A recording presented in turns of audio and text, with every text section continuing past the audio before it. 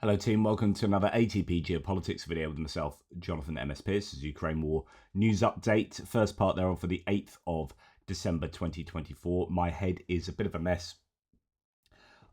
It's past midday, I've only just got up, not very well, so please excuse me if I don't make any sense. Right, let's look at the Ukrainian General Staff figures for the Russian losses for the day before. It seems to be a day of up and downness across the categories. We have 1,460, which is up from where we saw it yesterday at 1,300, if I remember correctly. 1,460 is a very high number of losses, of course. Now, we have seen many days of 1,500, 600, and 700, so it's lower than that, but extortionately high nonetheless. 5 tanks is up from yesterday's minimal tank losses. I think there was a 0 yesterday. 5 tanks today. 36 troop-carrying AFVs, so interestingly massive number in that category, almost double the daily average. And then 3 artillery systems, which is one of the lowest we've seen for an awful long time. 1 anti-aircraft warfare system, 17 vehicles and fuel tanks, exceptionally low in that category, and 2 pieces of special equipment. So kind of up and down all over the shop. You might have weather to contend with. I was seeing some imagery coming out of Kursk where it's snowy up in Kursk. Elsewhere, there are areas of snow, and yeah, so that might affect things. You've obviously got problems. Well, not obviously, but there may be problems with personnel.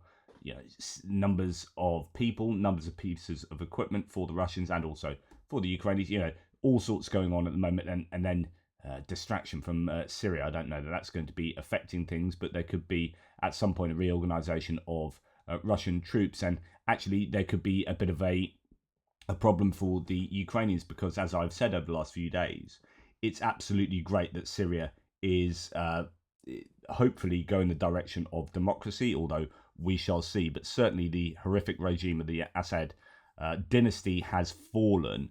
Damascus fell to the rebels today, and the last vestiges, I think, of Tartus and other places are holding on. So really good news there. The Russians have been given a bloody nose and are pulling out of Syria, but that means that they can focus their money, their resources, and their personnel that they have left.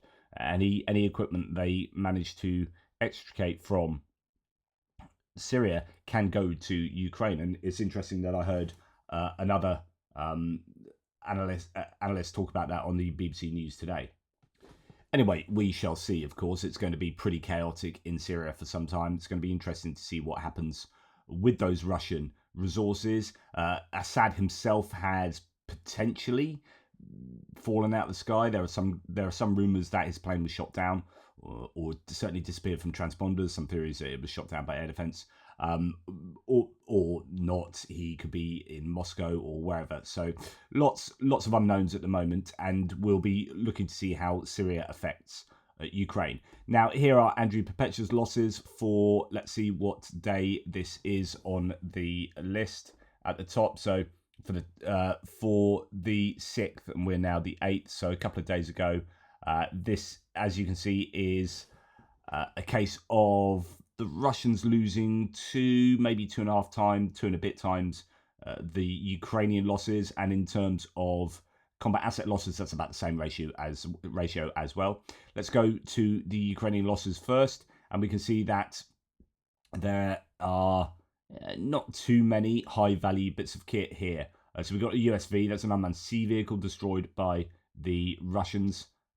It appears one of the videos may have caught that getting taken out, or yeah, an M119 artillery piece taken out by Lancet, damaged there. 4 tanks, none of them Western provided tanks, at least not as far as we can see, because some of them are just listed as tanks, so you don't quite know. 50% abandoned, destroyed. 5 IFVs, all of them irretrievably lost, including, I suppose, the only one worthy of note there is a Marder 1A3, but you've got to remember that Marders themselves are fairly old bits of kit too. We have Western provided MRAPs and unknown infantry mobility vehicles, IMV. They're just generic. A single AFV BRDM2, that's a Soviet one. So nothing too bad there for the Ukrainians. Then we go to the Russian losses, and we see that we have an air defense system. So straight away, this is hurting a little bit more than the Ukrainian losses. And a Tor M2 destroyed by Nemesis drone. previously known to be damaged but actually destroyed. Counter battery radar destroyed. Recovery vehicle captured. That's a Brem M1. Artillery pieces. We've got a Grad P. Random selection there of artillery pieces. Then come down to tanks. We've got about 10 tanks. Most of them, 60% of them destroyed, abandoned, or captured. We've got a T-72 captured there, 1989 variant.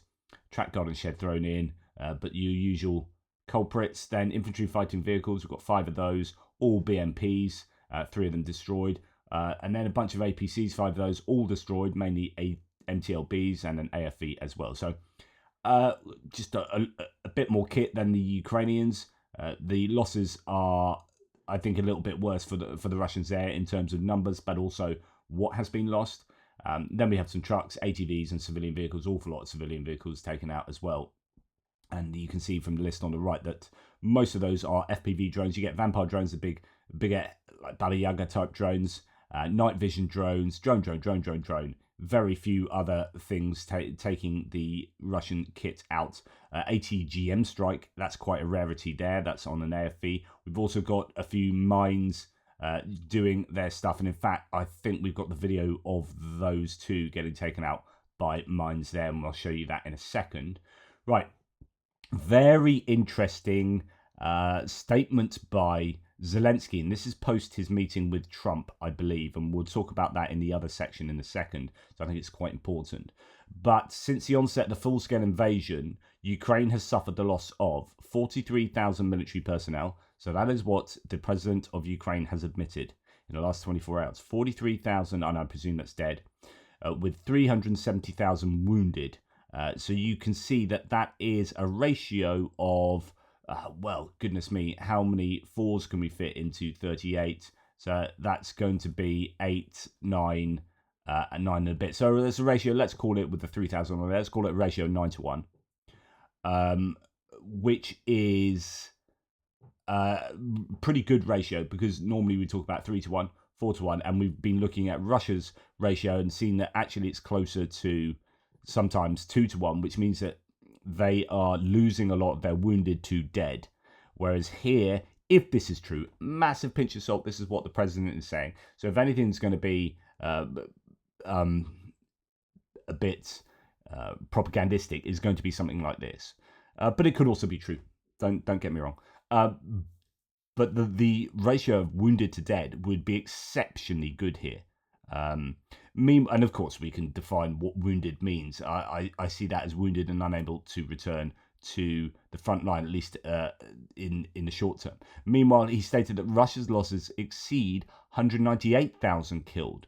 So that is a ratio of sort of 5 to 1 there, with more than 550,000 wounded. So there you can start seeing the much closer ratio of wounded to dead than you see with the Ukrainians. And that is something that I think is true. Whether those exact numbers are true or not, we can debate that. But I think it's certainly the case that you've got a higher chance of dying if you're wounded as a Russian soldier. And all the anecdotes and evidence that we've been looking at over the last 2.5 years, almost 3 years, have shown that.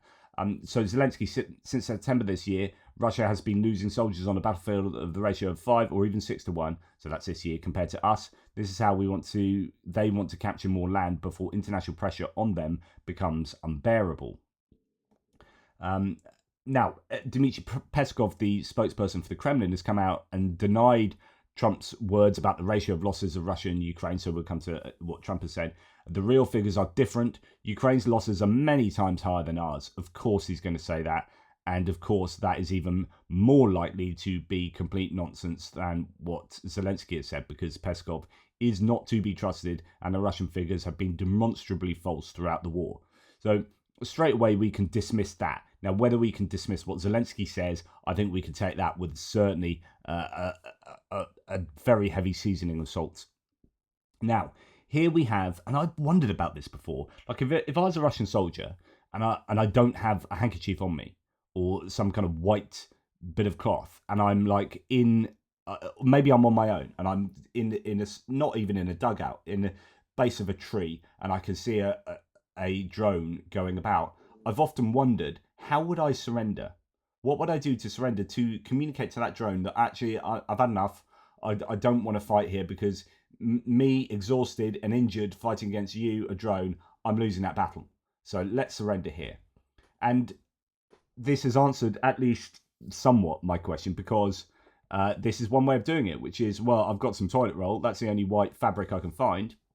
So I'm going to use toilet roll, toilet paper, to surrender. And here you have a Russian surrendering to a Ukrainian drone with toilet paper. So, yeah, interesting. Right, moving on. Evacuation Russian style. If you didn't die during the assault, then they'll finish you off while they're transporting you. I mean, this looks like one hell of a ride, but my goodness. But again, this is another example of how the Russians are desperate for equipment. So, these may just be anecdotes, but when you have so many anecdotes, you can't help but think there's something to derive from these data points. And this is a data point. We have Russians being thrown around behind a vehicle. Don't know what the vehicle is, but they're in a trailer. And my goodness, look at all that mud flying up at them. This shows that obviously they don't have the APCs to transport these people. They've whacked them in the back of a trailer, and it looks like a ride at Alton Towers without the safety, health and safety. Anyway, there you go. What else? So this is the footage of the Russians losing 2 vehicles to mines, and you can see other vehicles there being lost to mines. No report says, what do you do when another friendly vehicle is blown up by a mine? You drive the exact same route, hoping that there are no more mines. A Russian troop carrying AFV disabled itself, and this is where one blows up just in front. And this basically follows the exact same route and then blows up actually just behind it. And we see this quite often, where vehicles are they're going in on a wing and a prayer. And if you listen to any of my videos from my other channel, you know that prayer is probably going to go unanswered. And so, here we have that vehicle blowing up, another vehicle following him behind, and it doesn't go, oh my goodness, there are mines all around here, let's turn around and go back and make sure we can do some proper mine clearing here. They just go, maybe it won't happen to us. Maybe. Yeah, it's like being in the middle of a pandemic and licking the door handles and going, maybe I won't get ill, but I'm just going to continue licking the door handles. Oh, I've got ill. Who knew? Not, by the way, I'm ill at the moment. I haven't been licking door handles. Just to clear that up. So then we see another strike here. This is actually a Russian strike on Ukrainian equipment. This is reported as being a Ukrainian naval drone, and that's why you have that naval drone, I should have mentioned that earlier, in the loss list for the Ukrainian losses. This is the one which is supposedly on its way to mine the left bank of the Dnipro River, which is the Russian-controlled side. I don't remember, says Peer01, seeing those used in this role. So it's interesting. This is a drone, a naval drone used on the Dnipro River for remote mining. Interesting there. And anyway, that one was taken out by a drone. And then we see another montage. I mean, goodness me, there are all sorts of montages you can look at, but it's what tells us something different to what we know of as to what's going on. And this is a case of the Russians hitting Ukrainian vehicles here. The Russian video of fiber optic FPV strikes is from an increasing number of such compilations.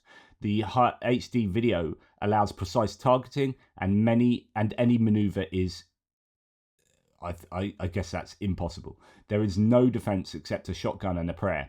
Ukraine must increase their own numbers of fiber FPVs ASAP. Well, actually, they need to do 2 things, because Ukraine using their own fiber optic FPVs isn't going to stop the Russians using them.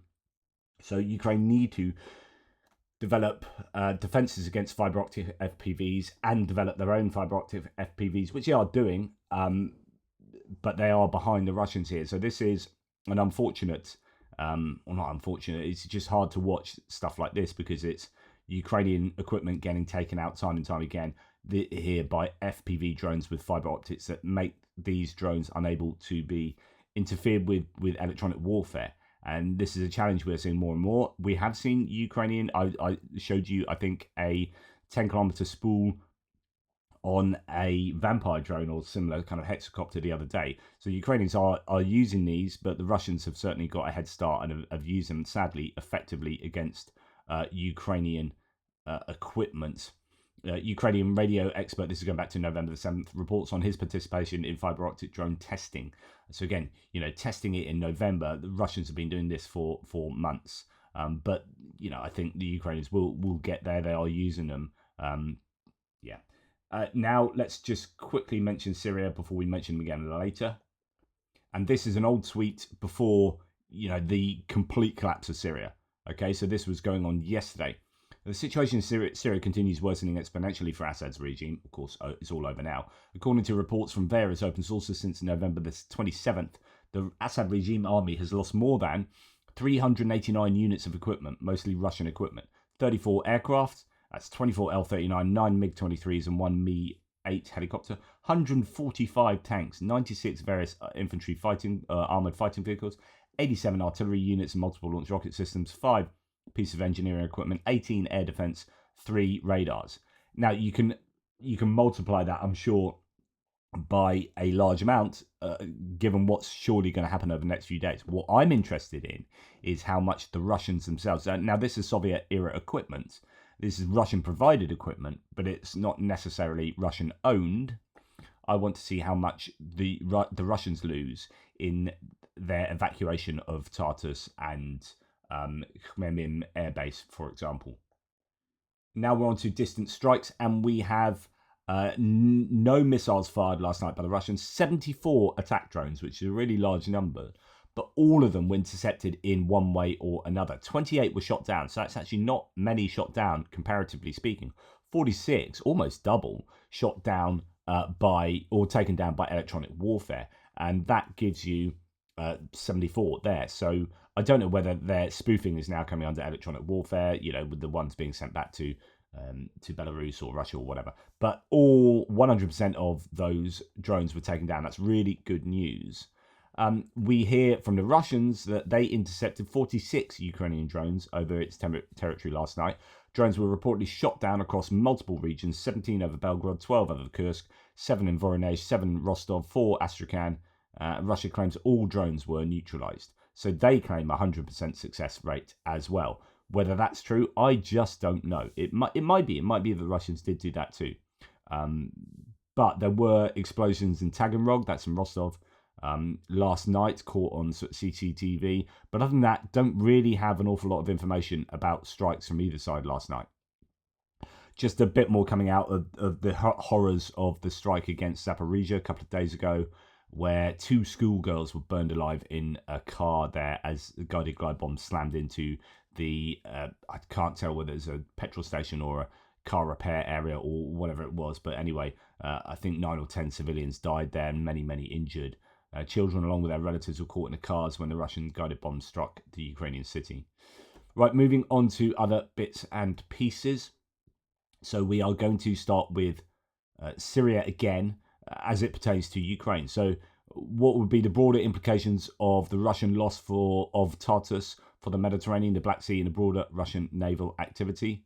Worth noting that Russia has had a naval presence at Tartus, though not always a large one, for over 50 years. So there will be some significant effect on the Russian capabilities, the Russian ability to project influence around the world in losing Syria. Syria is more important. I was a little bit annoyed I was watching BBC News this morning, and their guy from Vitaly Shevchenko from the I presume BBC Russia service didn't talk enough about how Syria is important for Russia for strategic military purposes. And this is really, that's why Russia's involved in the war as far as I am concerned. It gives them a Mediterranean launching point for both airplanes and naval vessels. It's incredibly important, and they are going to lose that. Now, as of now, says no reports this morning, only a small part of the western coast of Syria near Latakia. So Latakia is where I think Kremlin Air Base is. But anyway, it's got the most Russian presence there. and Tartus hasn't turned rebel green yet, but this is likely to happen within 24 to 48 hours. I wonder what the Russians have left in Tartus. Absolutely. It's going to be fascinating because I don't think they've had time to properly evacuate these places. So they will be losing equipment, the Russians. Assad's statue toppled in Tartus. So that's that city, that naval city we're talking about. It is happening along the entire Syrian coast. Remember, the regime and its quislings said that Assad received 95% of the vote. Yeah, right. And these are scenes from Latakia, which is, this area of heavy Russian presence. In fact, the Russians were recently trying to suggest that Latakia should become the Latakia People's Republic, a bit like LPR and DPR, of course, in the Donbass. This is what they do, the Russians. But alas, that wasn't going to happen. We've got demolition of Assad monuments across Syria. So remember, it's not just Bashar al-Assad. He's part of the dynasty. His father...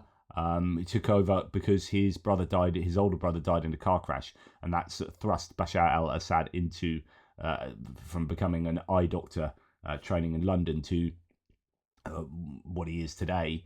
SDF fighters. Now, I found this fascinating because we've seen this.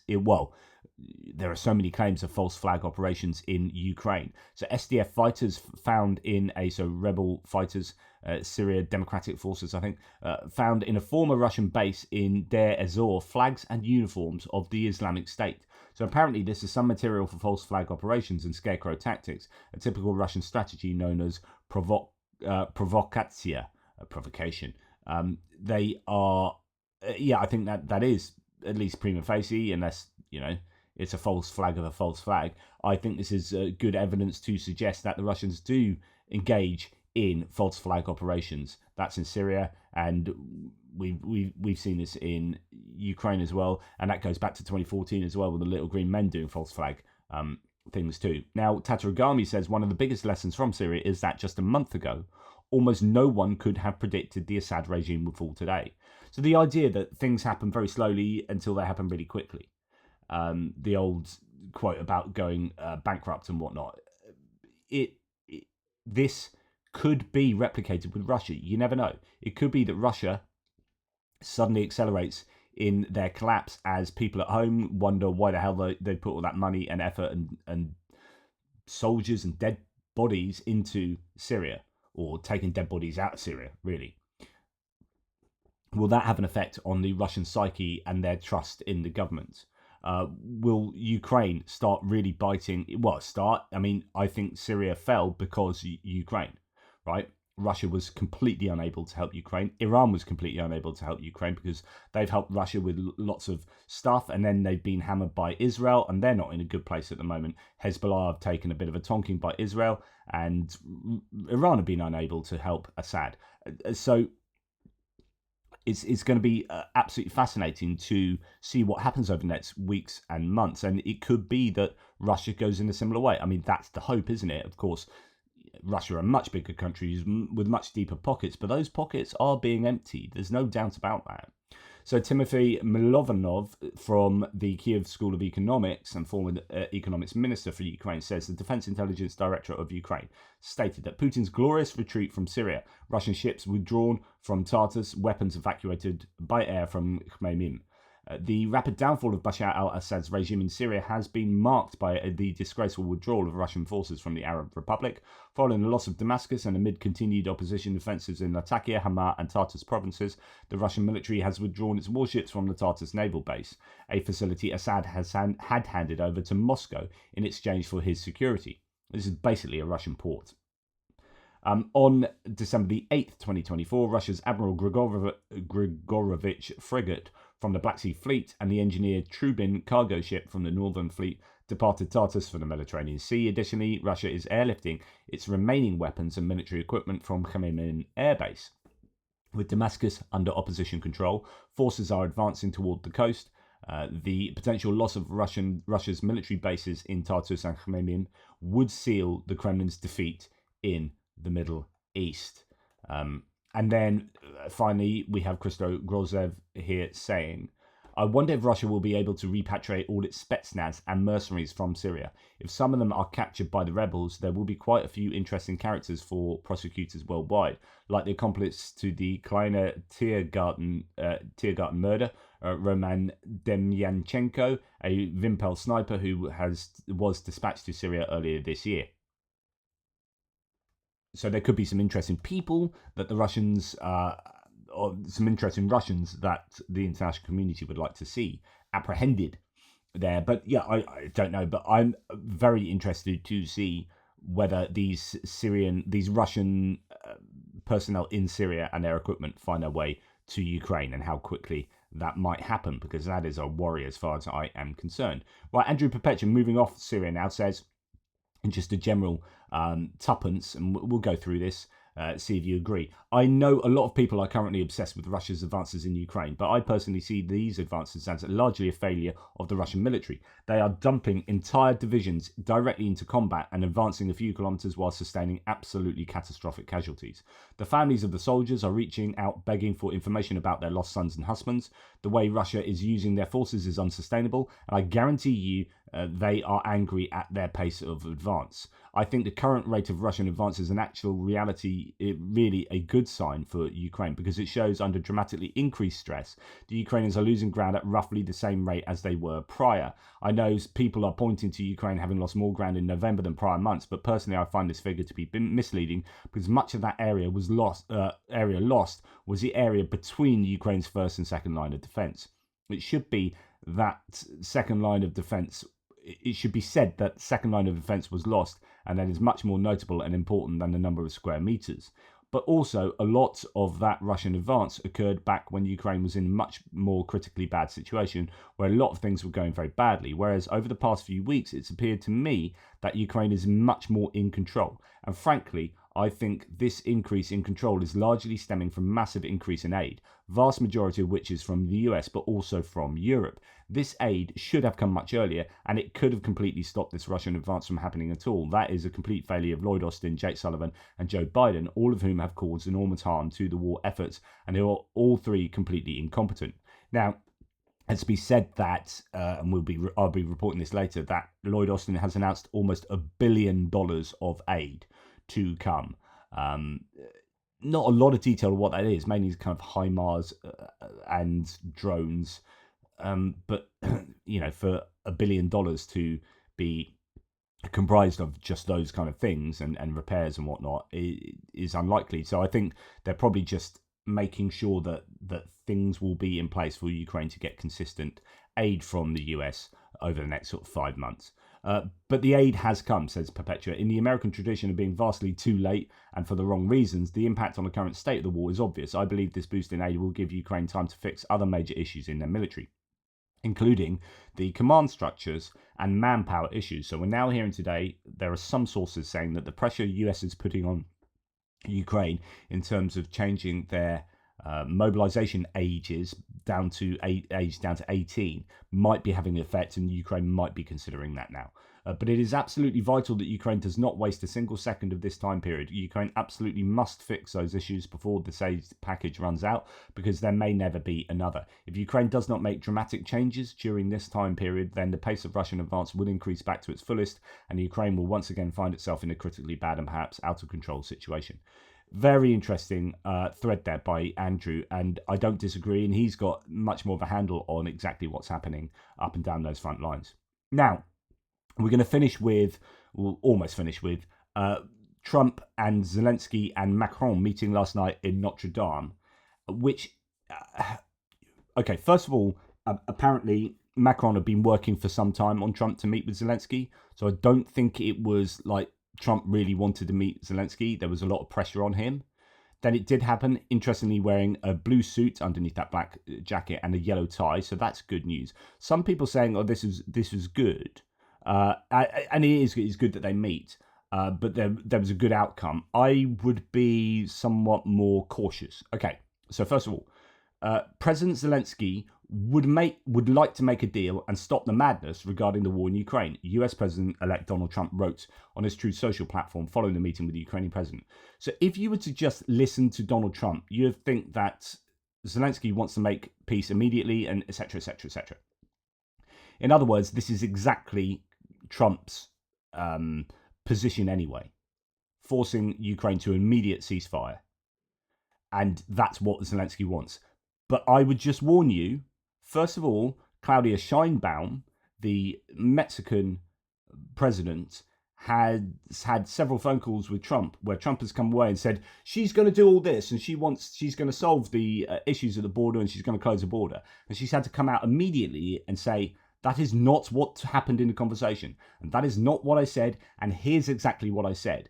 And Trump has been, I don't know if Trump's followers know this because they will just listen to what he says on Truth Social and not go and watch the news. But you need to watch the news to find out that actually Scheinbaum was like, no. That ain't, Trump is basically lying to you about what that conversation entailed. Now, I think this is arguably what has taken place here, where Trump has come out on Truth Social and made this claim. So here's the latest pronouncement from Trump, claiming Ukraine has lost 400,000 soldiers in the war. He also demands an immediate ceasefire and negotiations should begin. So let's read Trump's piece here because it's super important. Assad is gone. He has fled his country. His protector, Russia, led by Vladimir Putin, was not interested in protecting him any longer. Just a little bit of translation for those who don't know what's going on here. This is also a political dig at the Democrats. You might not think so, because you think, well, this is just a comment on Assad, and Russia, led by Putin, is not interested in protecting Assad. He says Russia when he talks about the Mueller report and the accusations of collusion concerning Donald Trump. So whenever he goes Russia, it's he's taking the mickey out of the Democrats for being, oh, you always talk about Russia. It's Russia. So just be careful, just he will get in a dig wherever he can. So this is a highly politicized statement, of course, as well as just being his view on Syria.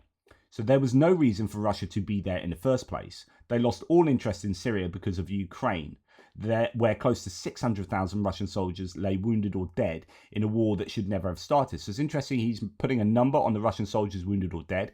Actually, previous American estimates have been higher than that, so I'd be interested to see where he got that from. But he is at least admitting that more than the Ukrainians, and we'll talk about that in a second, and could go on forever. So it should never have started and could go on forever. Remember, he says it should never have started because Biden was responsible for it starting. So remember that. So Russia and Iran are in a weakened state right now. Now, what's the most important statement in this whole post is what you've just heard. Russia and Iran are in a weakened state right now. So he has often talked about how strong Russia is and how strong Putin is. For him to admit Russia is in a weakened state means that I think he is hearing things over the last few weeks. This is freaking important because I keep telling you that the US needs to keep its boot on Russia's neck, at least economically speaking. If they're not going to provide weapons to Ukraine on a consistent basis going forward, they need to keep those sanctions on Russia. And this is perhaps an indication that he knows that. So of this entire post, that sentence is the best, I think. Russia and Iran are in a weakened state right now. One, because of Ukraine and a bad economy. So this is admitting that Ukraine has weakened Russia. And the economy in Russia is tanking. The other, because of Israel and its fighting success. This is also a way of justifying continuing to support Israel, because Israel have hit Hezbollah and Iran, and that then weakens Iran. So if you are being super generous, you could say this justifies Trump keeping on supporting both Ukraine and Israel. Although he's not going to continue to support Ukraine, he's going to force them to a negotiation. Likewise, Zelensky and Ukraine would like to make a deal and stop the madness. Now, in general terms, that's probably true. But would they like to stop right now? I don't think so. Anyway, they have ridiculously lost 400,000 soldiers, and the problem is adding things like ridiculously in there, which is, I think, not a useful word to put in, because I think it puts blame at people unnecessarily. And the blame should be at Putin, and the term ridiculously is not aimed at Putin. So that is a problem. And many more civilians. I don't know, they have lost more than 400,000 civilians, actually. So, yeah. There should be an immediate ceasefire and negotiations should begin. And that's all you need to know. That line that I presume Tim White has underlined is all you need to know. Trump's going to come in and force an immediate ceasefire and negotiations. That will not be to the benefit of Ukraine. Ukraine have 6 weeks left to do absolutely everything they can. Now, will he be able to force them to a negotiation then? I don't know, because it depends on Russia as well. And how long will that process take? But, yeah, I keep talking to you about how all these weapons are coming through. And by coming through, I mean from allies like Andrew Perpetua saying, but also in terms of what the defense military industrial complex is creating inside Ukraine. And we will see probably early 2025, spring onto summer 2025, Ukraine getting tooled up and tooled up and tooled up, and more aircraft in, and etc., etc. They will be in an increasingly stronger position, at least from a military equipment point of view. But they might be forced to an immediate ceasefire and negotiations. So he finishes, too many lives are being so needlessly wasted, too many families destroyed, and if it keeps going, it can turn into something much bigger and far worse. I know Vladimir well. This is first name basis is nice. This is his time to act. China can help. The world is waiting. Just throwing a bit of China at the end. Now, interestingly, Zelensky has come out and said, is this in English? No. Zelensky gave his first comment after meeting with Trump and Macron. Our position is that peace should be fair for all of us. Putin and the Russian Federation in general should not have the opportunity to return again. So I think he's being a bit more careful, and he's certainly not. There are other claims of what he said and interpretations of what he said. He added that the value of the meeting was also that the partners heard Ukraine's clear position, not from third parties. I think this is super important. So Ukraine doesn't often get enough chance, I think, to put its case across to Trump directly. Trump gets so much of his information from Elon Musk and from frickin' David Sachs and Donald Trump Jr. And he has a warped sense of what's going on. And I think in the last couple of weeks, US intelligence has been briefing Trump, which is why he's been quiet and why he's being a little bit more careful about what he says about Ukraine. And here you've got a chance for Ukraine to put their case across to Trump, which is super important. Without Ukraine, any agreements are impossible, the president concluded. And I think this is not a big pushback against Trump, but a little kind of like, hey, we're here, we have agency in these negotiations, and you know, forcing us to negotiations if it's not going to be just and fair for us, then you know, you can dream on type thing. So these are interesting times, are they not? Finally, on the Russian economy, and this is a Daily Express here talking we've got an interesting situation in the UK where our tabloid right-wing populist newspapers like the Daily Mail and Daily Express, you can find they're very analogous to, say, Fox News in the US, and some of these other, maybe even go as far as Breitbart to a degree, where I think there's more purchase for the Russian voice in some of those places. Not all the time on Fox. It's a funny old place, Fox, but it depends. But they have greater purchase. In the UK, Daily Express and the Daily Mail are generally quite anti-Putin. I think we have that kind of bipartisan anti-Russia situation in the UK. Anyway, this article talks about Russian economy. Russia's become so reliant on its war economy, and this is kind of what Ryan Macbeth was saying the other day, and I reported him saying this. It's become so reliant on its war economy that Putin is unlikely to accept a full-scale peace deal in Ukraine. Experts warned last night. It follows the announcement last week that record £100 billion defence budget for next year, worth around 40% of Russia's total economy, and an increase of more than £40 billion since 2023. That's Russia announcing that, not the UK. This means that more will be spent on Russia's military and security forces than on healthcare, education and social services combined. Quote, Russia simply cannot afford for this war to end unless it wants to be a vassal of China. The consequence consequences to its economy would be catastrophic, said economist Foucault of Lancaster University.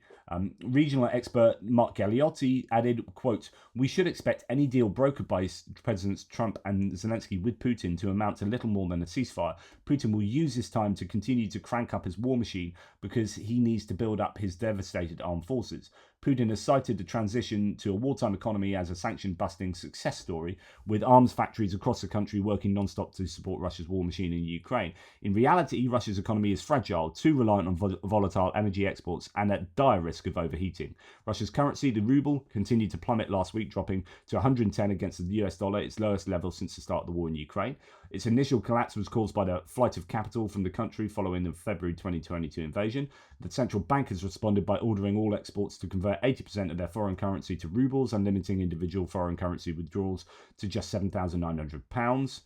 Russia also found ways to bypass weak sanctions and take advantage of high energy prices in its exports to China and India. However, this was offset last year by the tightening of sanctions and a decision by G7 nations to cap the price of Russian oil, limiting foreign currency flows into the country. And now new US sanctions have added to Moscow's worries by targeting major lender Gazprom Bank for the first time, as well as 50 small and medium-sized Russian banks which have been cut off from doing business with the US and its allies. The slide of the ruble will once again persuade people to move any remaining capital out of Russia and force the central bank to use its reserves while increasing the cost of imports, increases that can't realistically be passed on to Russia's struggling consumers. Already, Russia's annual rate of inflation has hit 8.4%, twice the target. In reality, it's much higher than that.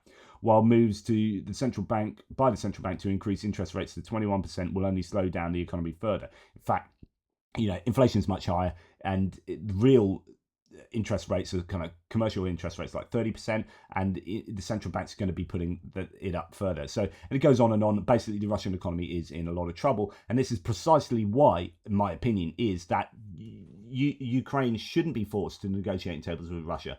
It should be allowed to play out. This is what what Jack Keane was saying, who is an advisor, Fox military advisor, and ISW chap, and he was saying that actually Russia, when the Trump administration come in, they need to let it play out a little bit.